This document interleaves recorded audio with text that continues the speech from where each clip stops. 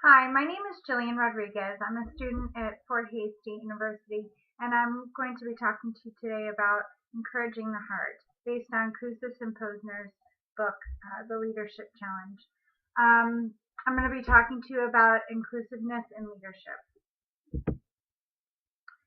An article I found by James Ryan online was Inclusive Leadership and Social Justice for Schools. It grabbed my attention because it really focused on inclusive versus inclusive. When we think about inclusive leadership, I personally think of including everybody in the leadership and not just leading but guiding. And James Ryan talks about inclusive leadership compared to inclusive classrooms, where we traditionally think of it as special ed students coming into the mainstream classroom being included in regular everyday classrooms rather than being excluded into their own classroom. When we're talking about diversities, the diversities that come to mind fast is ethnicity, race, social class, gender, sexual orientation, mental and physical ability, and language. Those are the ones that really grab our attention and that are at the forefront of all of our debates and what we feel needs to be reformed.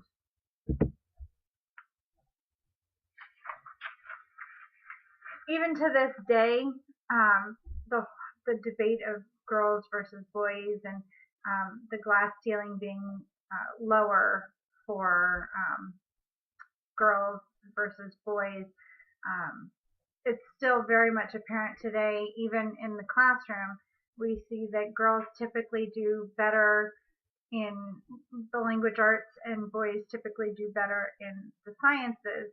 And we're seeing that that's more of a system breakdown rather than how girls think or how boys think. It's more of how we guide them and how we teach them.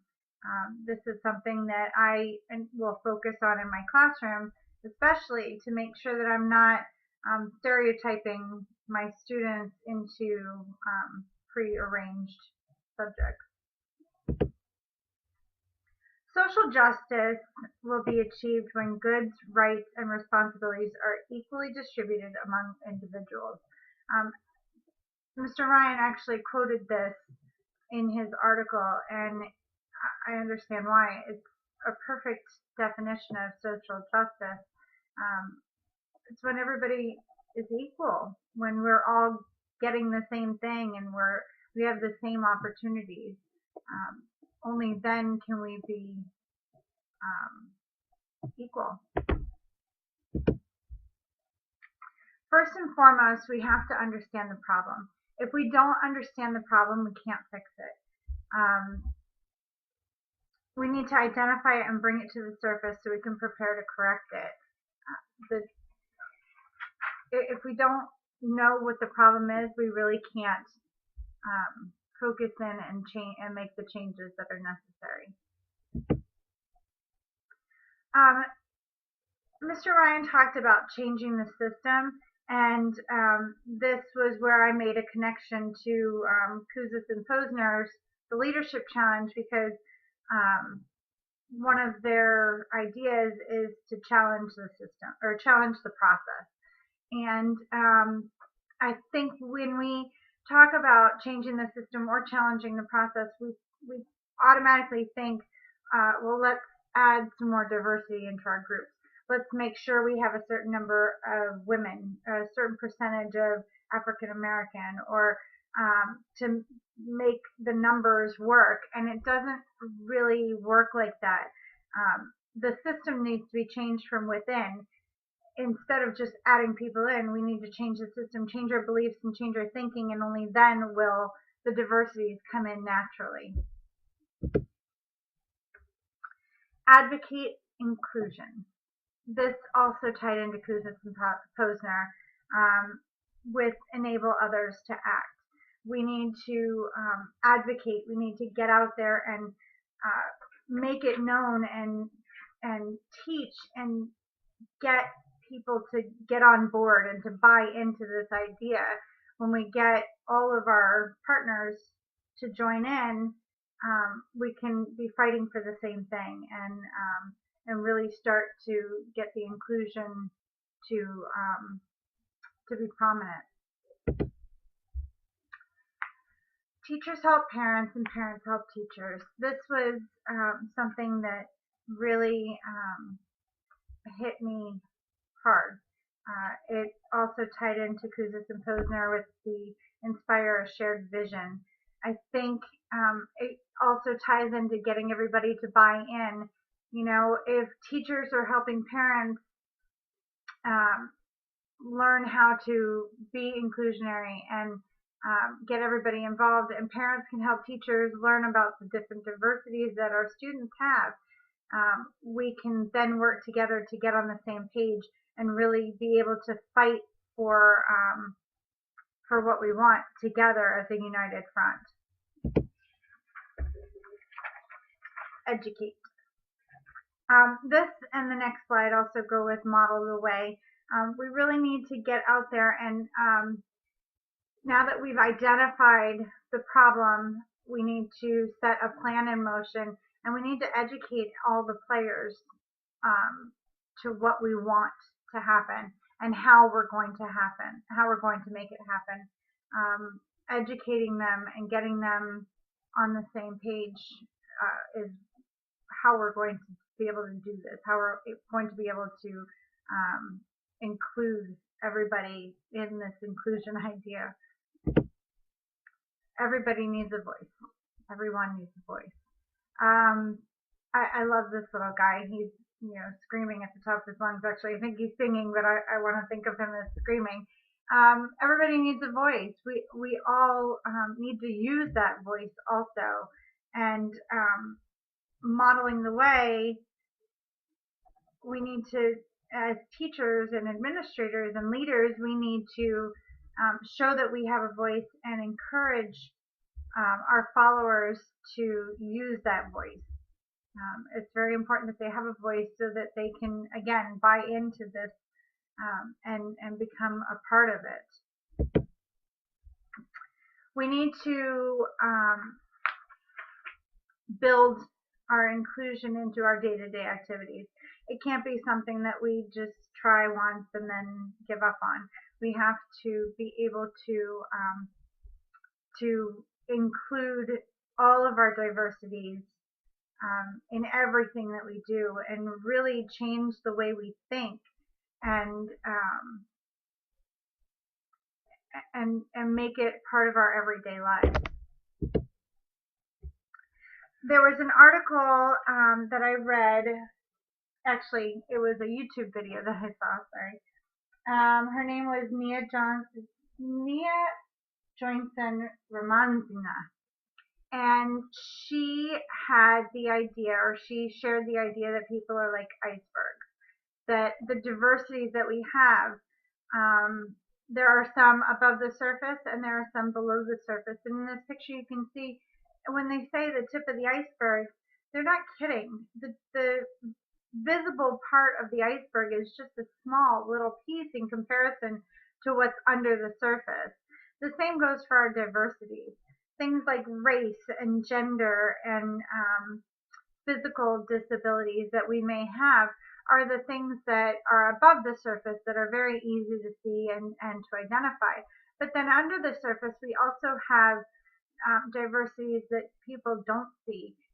It might be the way we were brought up, the culture that we were brought up in, the way we read facial cues, and everything that has happened to us in our lives that make us who we are. All of those diversities are under the surface, and you don't see them right away. This is where everything kind of ties together in the Encouarge the Heart. She talked about how when they were in trying to take their company and make it more diversified, they cleared out space at the top and opened it up to all of the people in the lower tier. And they made it a point to encourage people and to tell people, go apply. You are worthy of this and you are qualified, so go do it. And they found that a lot of women needed to hear that from somebody. They needed to hear it told to them that you're good for this. Like, get out there and apply, because you're not going to get it if you don't apply. She also talked about not number watching. Number watching is looking at the numbers with the groups and seeing the percentages and really watching those numbers. She said that if we change the system, if we change the way we think and we look at how our businesses are run or how our schools are run, then we won't have to number watch. They kind of just fall into place. Inclusive leadership. Inclusive leadership is exactly what it says. It's including everybody. It's not taking the typical hierarchical structure that we currently have. It's including everybody and really focusing on the different diversities that we have and making sure that we're not leaving anybody out and that we're not giving advantages to one group versus another. She talked about owning the way you work and coming together as a team and really figuring out what works for you, whether that's working a 9 to 5 and then going home, or coming in at 6 and leaving at 10 to go to the gym and then coming back and working. She said that it really isn't about face-to-face time and seeing somebody sitting at a desk working. It's about how you get your work done. Is it getting done? Is it quality work? Not how long are you sitting at a desk. I thought that was very powerful. Smashing stereotypes and opening minds. So once we can identify those diversities and start to not funnel them into different sections, we can start opening people's minds and really allowing them to see everybody equal and to give everybody a chance to be included in that. There are challenges to this. There were, it's really going against, how we, sorry, Bella, sorry. It really goes against how there are challenges to inclusive leadership.